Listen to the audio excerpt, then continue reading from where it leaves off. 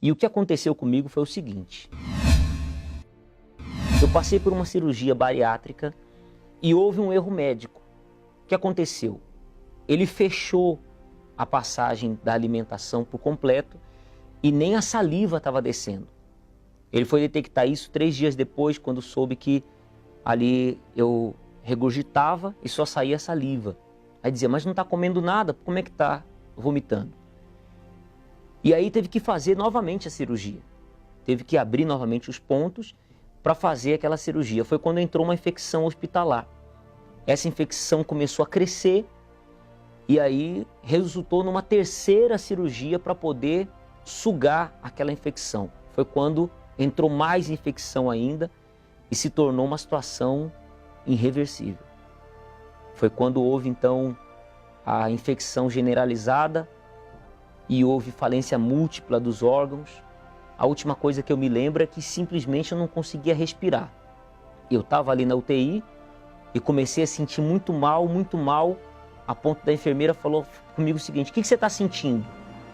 E eu vi a vista apagando e disse assim, olha, eu não sei o que está acontecendo, é uma dor que eu nunca senti na minha vida. Quando ele teve esse problema da infecção generalizada, que ele estava entre a vida e a morte, foi quando eu tive que reagir, né? E nós que somos mulheres sabemos que isso afeta muito, as nossas emoções vai lá em cima, né?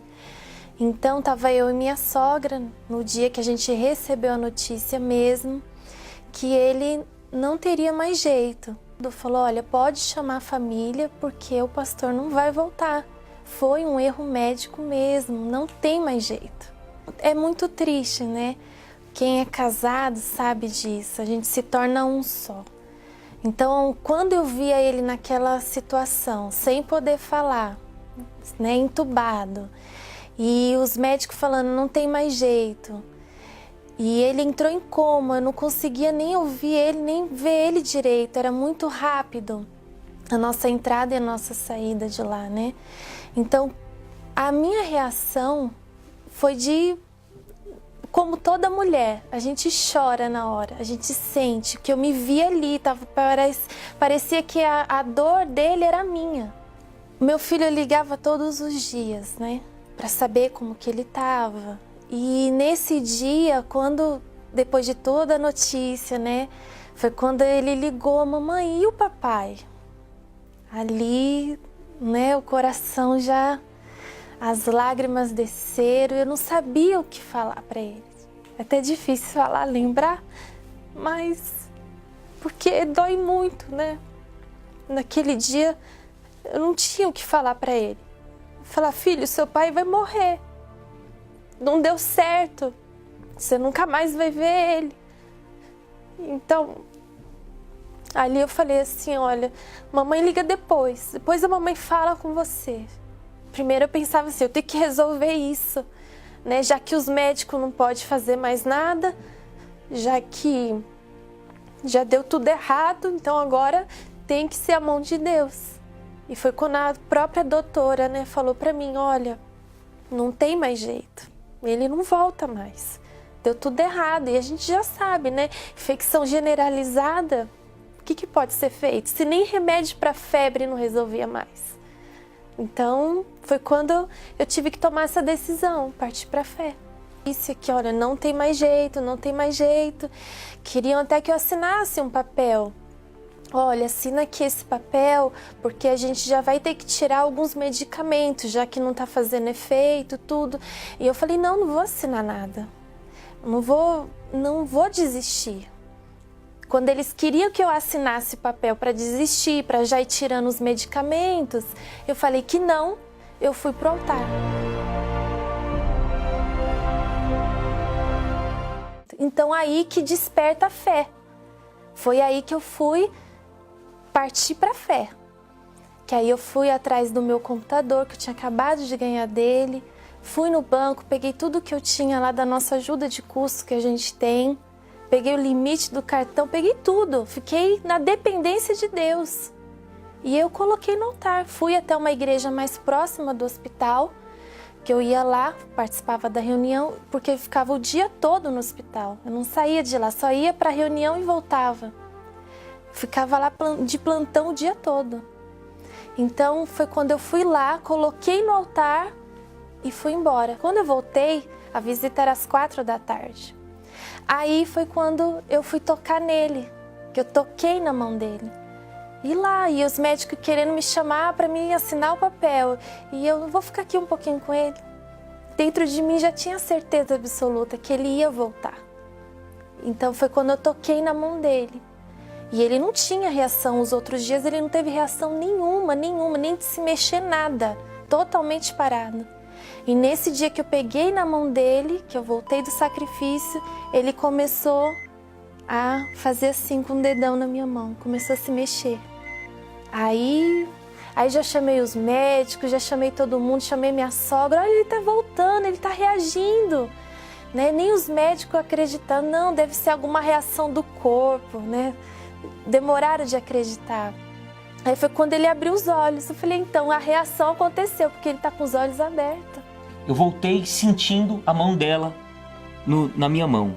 Eu voltei sentindo a mão dela e eu entendi o seguinte, bom, ela tá comigo e eu sabia da fé dela.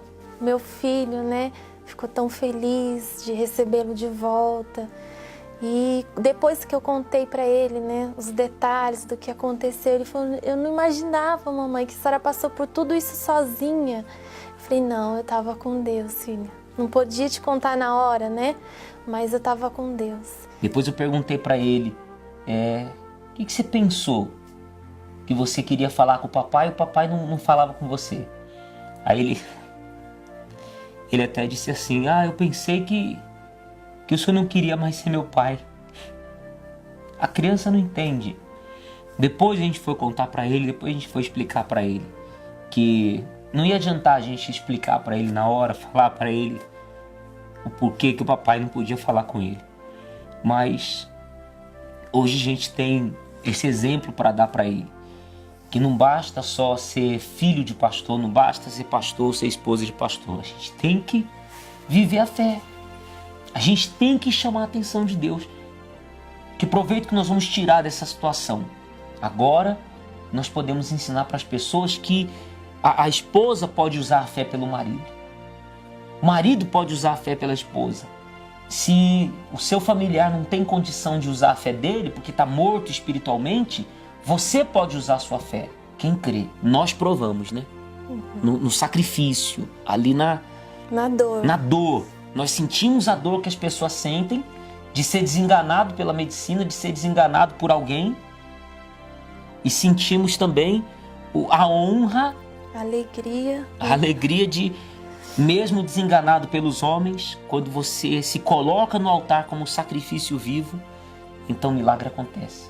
Eu tenho minha confiança em Deus, em saber que mesmo você passando pelo que você passou, Deus não ia me desamparar, não ia me negar aquilo que eu pedi, que foi uma petição muito, muito grande. Ressuscita ele. E eu já sabia o caminho, né? Já sabia que para ver você de volta, para receber aquilo, o caminho é o altar, é o sacrifício, né? Que você pregou e que eu aprendi. Era hora de viver. Era hora de praticar ali. Não tinha mais conversa, não tinha mais, Deus, abençoa. Não, era hora de sacrifício. Não é só pregar para as pessoas. É viver, né? É colocar em prática. Chamou a atenção de Deus, é aquilo que a gente diz. Não negou o que Deus te pediu e Deus não te negou o que você pediu. Exatamente. A resposta está aqui. Proverá,